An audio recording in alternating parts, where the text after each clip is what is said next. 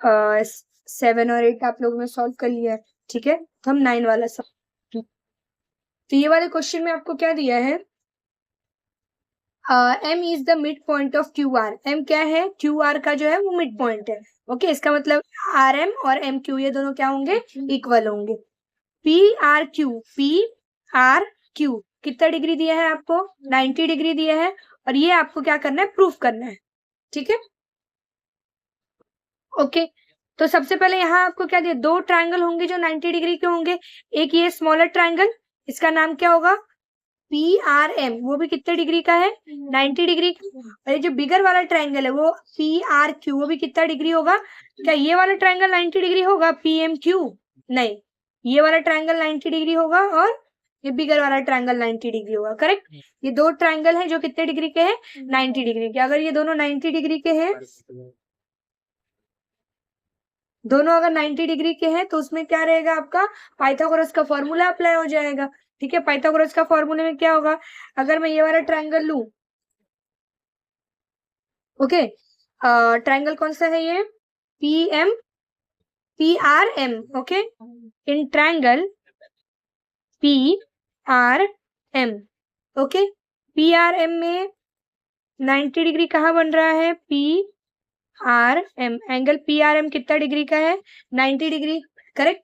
तो P M का जो स्क्वायर होगा वो किन के इक्वल होगा, पी आर के स्क्वायर प्लस आर एम के स्क्वायर के बराबर। ये आपको हो जाएगा equation number 1। Any doubt, okay. Same बिगर वाला ट्रायंगल ले लेते हैं, ये बिगर वाला जो ट्रायंगल है, इन ट्रायंगल पी आर क्यू, कौन 90 डिग्री है, पी आर क्यू। देखिए इतना ही लिखना है कि नहीं, इससे पहले भी चीजें आपको लिखनी है, गिवन जो दिया हुआ है, प्रूफ जो बोला है, उसके क्या होते हैं, मार्क्स होते हैं, अंडरस्टैंड। ये तो आपका सोल्यूशन है, गिवन और प्रूफ को भी मार्क्स होते हैं, तो वो लिखिए प्रॉपरली। ये दोनों आपने लिख दिया। अभी ये जो तुमने 90 डिग्री लिखा है, ये बिगर वाला ट्रायंगल, इसमें क्या होगा, हाइपोटेनियस क्या होगा, पी क्यू का स्क्वायर क्या होगा, पी आर का स्क्वायर प्लस आर क्यू का स्क्वायर। एनी डाउट, ओके, इतने में कोई डाउट है। अब तुम्हें प्रूफ, मतलब जो आपको प्रूफ करना है उसमें देखो, ये पी क्यू है, ठीक है, तो यहाँ भी पी क्यू है, चलो वो तो लेफ्ट हैंड में पी क्यू है। उसके बाद क्या दिया है, पी एम और पी आर है। पी आर तो चलो मुझे चाहिए, पी आर दिया हुआ है, आर क्यू नहीं चाहिए मुझे। हाँ माना कि उसपे -3 पी आर है, वो बाद में देखेंगे, लेकिन पी आर है ना, उसमें कोई भी चेंजेस नहीं करेंगे। चेंज किसको करेंगे, आर क्यू। तो आर क्यू से क्या रिलेट कर रहा है, ये रहा आर क्यू, ठीक है। आर क्यू क्यों क्या है, ये दोनों का मतलब जो आर क्यू है वो इनको और इनको मिलके बना है ना, ठीक है। तो मैं ये बोल सकती हूँ, वैसे तो आप इजीली भी लिख सकते हो, बट आर क्यू जो होगा वो क्या होगा, R M plus M Q, correct. लेकिन मुझे पता है कि आर एम और आर क्यू एम क्यू दो बार लिखने से बेटर है ना, मैं एक ही नंबर को दो बार, एक ही लाइन को दो बार लिख दूं, क्यों, क्योंकि दोनों क्या है, इक्वल है। मुझे बताइए, मुझे एम क्यू को दो बार लिखना चाहिए या आर एम को, आर एम को, क्यों, क्योंकि आर एम आपका स्मॉलर वाले ट्रायंगल का पार्ट है ना। समझ में आ रहा है, थोड़ा सा ब्रेन को यूज करो। तो यहाँ R M plus R M, any doubt, तो क्या हो जाएगा ये 2 आर एम। तो आर क्यू के प्लेस पे क्या लिखा जाएगा, 2 आर एम, ओके। तो मैं यहाँ इनके पे, ये आर क्यू के प्लेस पे ये वाली वैल्यू पुट कर सकती हूँ, तो यहाँ ये यहाँ लिख दीजिए, पुटिंग द वैल्यू ऑफ, तो चाहिए तो तुम लिखो, ठीक है, putting the value of R Q in equation 2, done.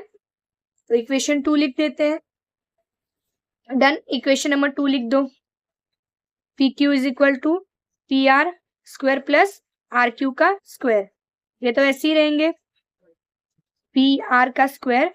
अब यहाँ देखो आर क्यू के प्लेस, आर क्यू के प्लेस पे आपको क्या लिखना है, 2 आर एम। तो ऑब्वियसली आर क्यू का स्क्वायर था, तो ये 2 आर एम का भी क्या होगा, होल स्क्वायर रहेगा, अंडरस्टूड। फिर 2 आर एम की जगह पे क्या आएगा, 4 R M square. Any doubt, 2PR का square is equal to PQ। अब मैंने क्वेश्चन में देखा मुझे तो RM भी नहीं चाहिए, तो RM को मैं कैसे रिप्लेस कर सकती हूँ? इक्वेशन नंबर 1 देखो, RM दिख रहा है, रिप्लेस किया जा सकता है। अगर मैं ये इसको थोड़ा सा क्या कर लूं, मॉडिफाई कर लूं, RM को यही रहने देती हूँ, PR स्क्वायर जो इस तरफ प्लस में उस तरफ जाएगा तो माइनस में, यही मॉडिफाई कर देते हैं, PM का स्क्वायर माइनस PR का स्क्वायर। PR राइट से कहाँ चला गया, लेफ्ट में, तो यहाँ क्या होगा, RM का स्क्वायर। एनी डाउट, समझ में आ रहा है? क्यों वो स्टेप कर रहे हैं वही मैं बता रही हूँ, जिससे आपको याद रहे कि क्यों किया है, रट्टा नहीं मारना इसका दिया इसके बाद नहीं। चेक करो ना हर एक स्टेप में कि पहले वाले स्टेप में हमने क्या देखा कि मुझे RQ नहीं चाहिए, फिर मैंने चेक किया कि RQ के साथ क्या मतलब इक्वेशन में क्या दिया है RQ से रिलेटेड, तुमने देखा कि वो लाइन है जो क्या है, मतलब एम का मिड पॉइंट आ रहा है। ओके, एम क्या है, उनका मिड पॉइंट है, तो आपने बोला कि RQ की जगह पे मैं RM प्लस MQ लिख सकती हूँ। डन। उसके बाद मैंने RM को 2 बार रिपीट किया, वो भी मैंने बताया क्यों RM को रिपीट किया, क्योंकि RM जो है वो स्मॉलर ट्राइंगल का क्या है, पार्ट है। MQ भी लिख सकती थी ना, तुम पूछ सकते थे दीदी MQ क्यों नहीं लिखा, MQ इसलिए नहीं लिखा क्योंकि MQ किसी का भी पार्ट नहीं है। अंडरस्टूड? 2RM आ गया। अब 2RM को आपने क्या किया, ये वाले इक्वेशन में पुट कर दिया। उसके बाद तुमने देखा कि प्रूफ में तो RM चाहिए ही नहीं, तो तुमने उसको इक्वेशन नंबर 1 में चेक किया कि RM को यही रहने देते, मतलब कैसे RM को रिप्लेस किया जाए, तो RM यही रहेगा, PR यहाँ प्लस में इस तरफ आएगा तो माइनस, तो RM के प्लेस पे क्या लिखा जा सकता है, PM का स्क्वायर माइनस PR का स्क्वायर। Any doubt? पुट कर दे यहाँ। बाय इक्वेशन 1 आपने ये वाले इक्वेशन को लिखा, अब यहाँ RM के जगह पे हम क्या लिखेंगे, ओके, PQ का स्क्वायर, PR का स्क्वायर। अब यहाँ देखो 4 है, 4 के बाद क्या था, RM। ओके, RM का क्या दिया है आपको, स्क्वायर दिया है, तो RM की जगह पे आपका क्या आ जाएगा, और यहाँ भी RM का स्क्वायर है ना, ध्यान से देखिए, यहाँ भी तुम्हें क्या मिल रहा है, RM का स्क्वायर मिल रहा है, तो यहाँ ये वाली वैल्यू लिख के उसके ऊपर स्क्वायर डालोगे क्या, नहीं। क्यों नहीं, क्योंकि ये RM का स्क्वायर ऑलरेडी यही है, तो यहाँ RM के स्क्वायर के जगह पे मैं साफ साफ ये जो ऊपर नंबर ये दिया है वही लिखेंगे, तो क्या आएगा, PM का स्क्वायर माइनस PR का स्क्वायर। Any doubt? समझ में आया? लेकिन ये जो 4 है वो तो RM के साथ था ना, तो RM के बदले अगर मैंने ये लिखा है तो उन दोनों के साथ क्या होगा, 4, क्योंकि दोनों से ही मल्टीप्लाई होगा, 4 ब्रैकेट के बाहर है। ओके, तो 4 PM का स्क्वायर माइनस 4 PR का स्क्वायर, फिर PR ये जो ऑलरेडी यहाँ था, अब तो समझ ही गया होगा कैसे सॉल्व करेंगे, ये PR है और ये PR है, ये प्लस में और ये कुछ भी नहीं है, तो यहाँ क्या 1 प्लस माइनस माइनस 3, 4 में से 1 जाएगा तो 3, 4 में से 1 जाएगा 3 रहेगा ना, 4 PM का स्क्वायर माइनस 3 PR का स्क्वायर, यहाँ क्या रहेगा, PQ। Any doubt? Some tough है, इजी, अगर आप स्टेप वाइज एनालाइज करोगे तो आपको ये सम काफी इजी लगेगा। 10th वाले क्वेश्चन में क्या दिया, wall of 2 building on other side of the street are parallel to each other, 2 building है उनके वॉल एक दूसरे से क्या है, पैरेलल है। A ladder of 5.8 meter long is placed on the street such that its top reach to the window of the building at a height of 4 meter. On turning a ladder over the other side of the street, its top touches the window of other building on the height of 4.2. Find the width of the street. अब आपको क्या, ये same question ना आप लोग ने I think 7th standard में था कि एक वॉल है और एक मतलब एक लैडर यूज कर रहे विंडो तक जाने के लिए, तो आपको ये फाइंड करना था डिस्टेंस, करेक्ट? हाँ, तो ये सेम वही क्वेश्चन है इसमें, लेकिन एक बिल्डिंग नहीं, कितने बिल्डिंग है, 2। ठीक है, ड्रॉ कर देती हूँ यहाँ, वापस रीड करो क्वेश्चन में क्या दिया है, wall of 2 building on other side of the street are parallel to each other, ladder is 5.8 meter long, is placed on the street such that its top reach the window of the building at a height of 4 meter. On turning the ladder over the other side of the street, it touches the window of other building. मतलब एक का window है होगा 4.2 पे, obviously ये मैंने था, और दूसरे बिल्डिंग का विंडो कहाँ है 5.8 पे। तो आपको पता है अगर थोड़ा सा पास में होगा तो लैडर क्या होगा, थोड़ा सा ज्यादा झुकेगा।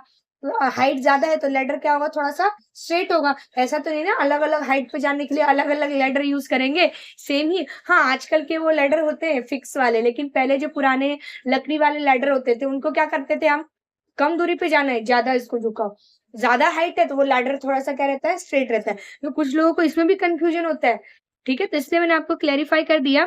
लैडर की हाइट कितनी दी है, 4। ओके, तो ये बिल्डिंग एक बिल्डिंग है, ये दूसरी बिल्डिंग है, ठीक है। क्योंकि बिल्डिंग तो स्ट्रेट ही रहेगा ना, बिल्डिंग इतनी झुकी हुई नहीं रहेगी। लैडर की हाइट 5.8 है ना?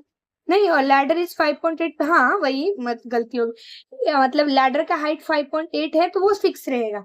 लैडर कहाँ होगा बताना जरा, यहाँ ये A B C D E, ladder कहाँ होगा, AC और CE पे।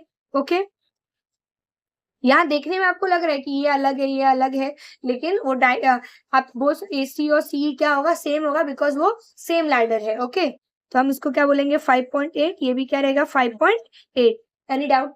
बिल्डिंग की हाइट मतलब वो जो विंडो तक पहुंच रहा है, एक का कितना दिया है, 4, और दूसरे का कितना दिया है, 4.2।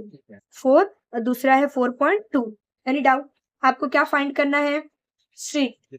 आपको पता है ये जो बिल्डिंग है और जो रास्ता होगा वो कितना डिग्री बनाएगा, 90 डिग्री। यहाँ भी कितना डिग्री बनाएगा, 90 डिग्री। Any doubt?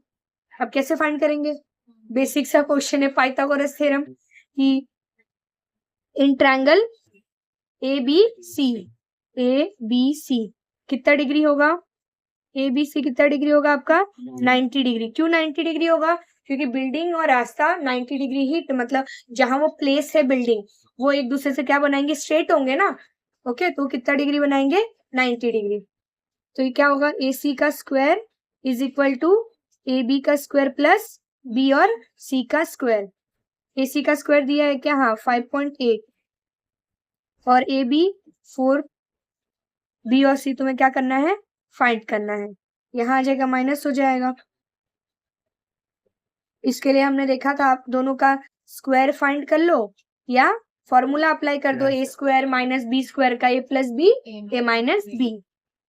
तो वो A plus B A minus B ज्यादा इजी होगा, एक बार प्लस एक बार माइनस। ओके, कैलकुलेशन करिए और बताइए क्या आएगा, ठीक है। एक बार इन दोनों को प्लस कर लो, प्लस करके 5 और 9 कितना होगा, 9.8। और ये क्या होगा आपका, नो 1.8 कैसे, ये 5.8 है ना, ऐसा रहेगा। तो डेसिमल के नीचे डेसिमल, ये 4 में कुछ भी नहीं है तो यहाँ डेसिमल आएगा, तो 4। ओके, 0 ही आ रहा है ना, बराबर बराबर 1.8। 1.8। इसमें भी अगर तुम ओरली भी कैलकुलेशन कर सकते हो, अगर आपको 18 का टेबल आता है, डायरेक्ट 18 8 जो भी आएगा वो लिखो और यहाँ ऊपर नंबर डालिए, फिर 18 9 जो भी आंसर आएगा उसके कितने डिजिट के बाद डेसिमल देंगे, 2 डिजिट के बाद। मतलब आपको कहीं भी इसमें कैलकुलेशन करना ही नहीं है, लेकिन कब, जब आपको 18 का टेबल आता है। समझ आया?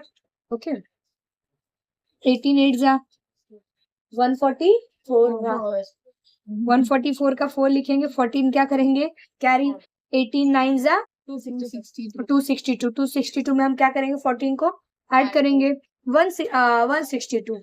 ओके, उसमें 14 क्या कर देंगे, ऐड कर देंगे, कितना हो जाएगा आपका 176। यहाँ हम लिख देंगे 176।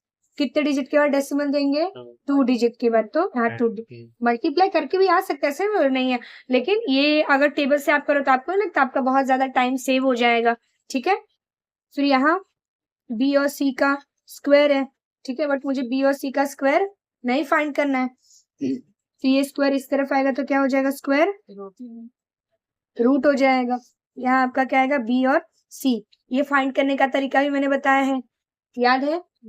ये ड्रॉ करते हैं हम, 1764 कितने डिजिट है, 4 डिजिट है, वैसे भी डेसिमल के तो ये पता है ना कि 4 डिजिट है, तो हम क्या करेंगे, इनको 2 2 के पेयर में डिवाइड कर देंगे। 17 का किसी के स्क्वायर में आता है क्या, नहीं, तो उससे छोटा नंबर कौन सा आता है, 4 4 4 जा 16। यहाँ 4 और 4 ले लेंगे, 4 4 जा क्या होता है, 16। यहाँ 16 लिखना है, 4 4 जा 16 ना, तो ऊपर भी क्या आएगा 4, जो नंबर ले रहे हैं वो ऊपर लिखना है नॉर्मल डिवीजन की तरह। 17 में से 16 माइनस करेंगे क्या आएगा 1, और ये दोनों नंबर को यहाँ एक साथ ले लेंगे 64, लेकिन यहाँ 64 से पहले डेसिमल है तो यहाँ भी क्या डालेंगे, आगे वाला नंबर कैसे चूज करते हैं, इन दोनों को क्या करेंगे प्लस करेंगे 8 आएगा।